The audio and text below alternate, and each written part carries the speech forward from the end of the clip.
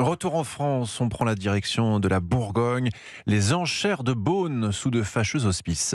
Les enchères caritatives de vin des Hospices de Beaune s'ouvrent aujourd'hui dans un contexte de hausse des droits de douane américains, d'un ralentissement du marché chinois ou encore de la baisse de la consommation du vin en France. Malgré une conjoncture compliquée, certains professionnels veulent rester optimistes. Reportage du correspondant européen Noé Chaillot.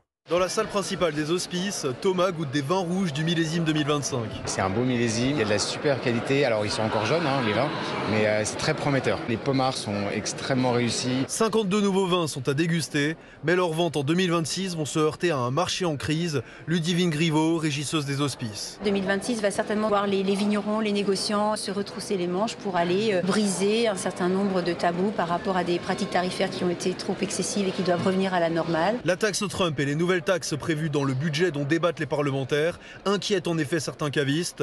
Jean redoute que les prix ne rebutent les jeunes acheteurs. Quand on a un budget jeune, en ce moment, avec toutes les hausses qu'il y a eu, c'est sûr que ça n'incite pas forcément les plus jeunes à partir vers le vin. D'autres cavistes comme Séverine sont plus optimistes. Le marché du vin français, j'entends pas que bourguignon. Pour moi, les viticulteurs sont trop importants. Pour le moment, la Bourgogne n'a pas de soucis particuliers. Peut-être pas en 2026 non plus. D'après les premiers retours des vignerons en dégustation, les Beaunes premiers crus ont de fortes chances d'être en tête des ventes de l'année qui vient. Beaune, Noé Chaillot, Europe 1. Et ce contexte compliqué touche toute la profession. Dans le sud-ouest, des milliers de vignerons ont défilé dans les rues de Béziers.